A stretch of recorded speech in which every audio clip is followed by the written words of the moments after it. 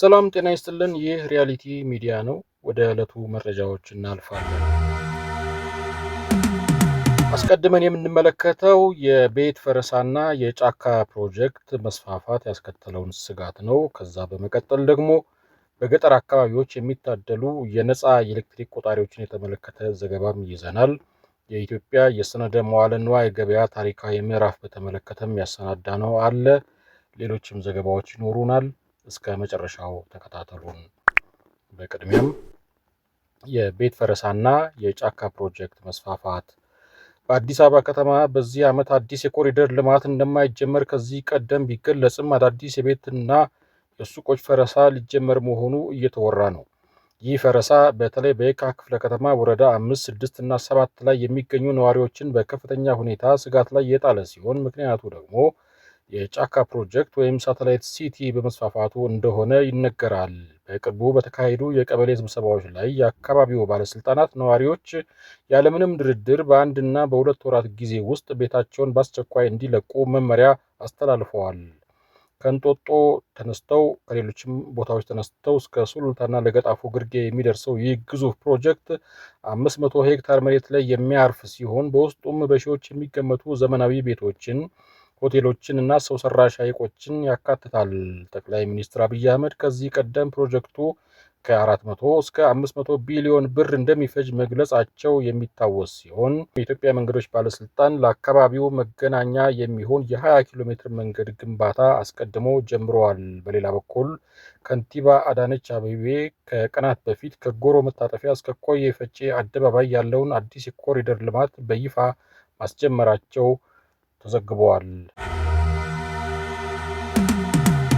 ወደ ቀጣዩ ዜናችን ስናልፍ የኢትዮጵያ ኤሌክትሪክ አገልግሎት ከዋናው የኃይል ማከፋፈያ መስመር ወይም ግሪድ ርቀው በሚገኙ የገጠር አካባቢዎች የሶላር ኃይል አማራጭን ተደራሽ ለማድረግ ሰፊ እንቅስቃሴ እያደረገ ይገኛል። ከዚህ ጋር ተያይዞ በእነዚህ አካባቢዎች የሚገኙ አዲስ የመኖሪያ ቤት ደንበኞች ኤሌክትሪክ ቆጣሪ ያለምንም ክፍያ በነፃ እንዲያስገቡ ተወስኗል። ይህ አዲስ አሰራር ይፋ የተደረገው በሲዳማ ክልል ምስራቃዊ ዞን በተገነባው የኮዱ ቦኩ የፀሐይ ኃይል ማመንጫ ፕሮጀክት ምረቃ ወቅት ነው።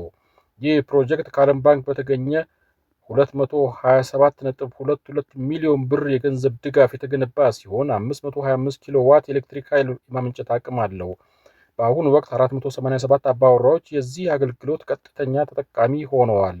በአገር አቀፍ ደረጃም ባለፉት ዓመታት በተመሳሳይ መልኩ 43 የፀሐይ ኃይል ማመንጫዎች ተገንብተው ከ10,000 በላይ አባወራዎችን ተጠቃሚ ማድረግ ተችሏል። ከዋናው የኤሌክትሪክ መስመር ኔትወርክ ጋር ለተገናኙ መደበኛ ደንበኞች ደግሞ የቆጣሪ ክፍያን በረጅም ጊዜ አማራጭ መክፈል የሚችሉበት አሰራር መመቻቸቱ ተገልጿል።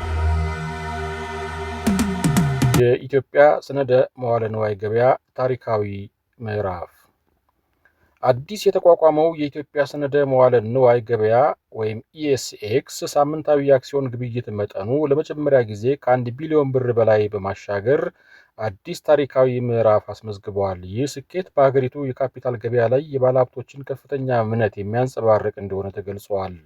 ከሰኔ 8 እስከ 12 ቀን 2018 ዓ.ም በተከናወነው የገበያ አፈጻጸም መሰረት በገበያው ላይ በተመዘገቡ 4 ኩባንያዎች መካከል በተደረጉ 279 ግብይቶች ከ350,000 በላይ አክሲዮኖች ተለዋውጠዋል።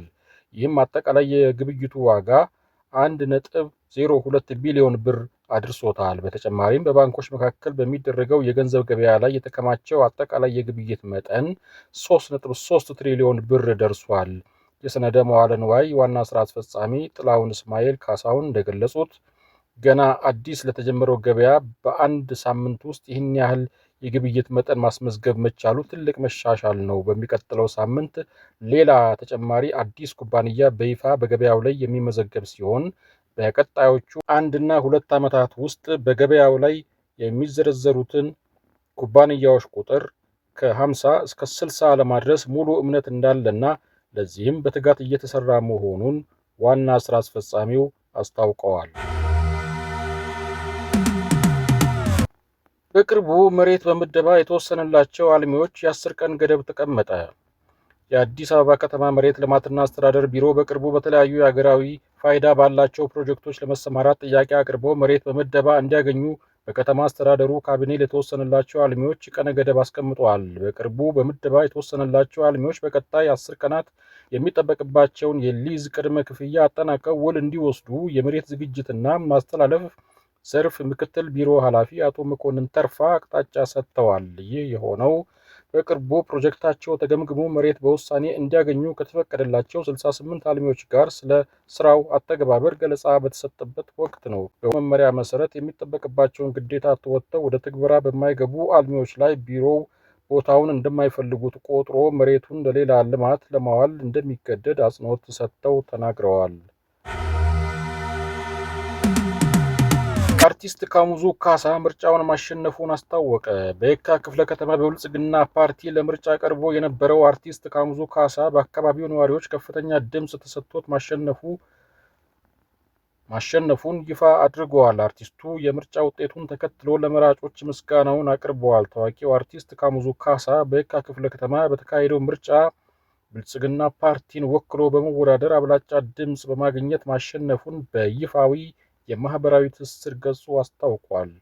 አርቲስቱ ባስተላለፈው የእንኳን ደስ አላችሁ መልእክት ለምርጫው መሳካት ላደረጉት ድጋፍ የአካባቢውን ነዋሪዎች እና መራጮቹን አመስግነዋል። እንደ ብልጽግና ፓርቲ ከፍተኛ ድምፅ በማግኘታችንና በአካባቢው ማሸነፋችን ታላቅ ድል ነው ሲል የገለጸው አርቲስት ካሙዙ በድል አድራጊነት ስሜት ኢትዮጵያ አሸንፋለች የሚል መልእክት አስተላልፈዋል።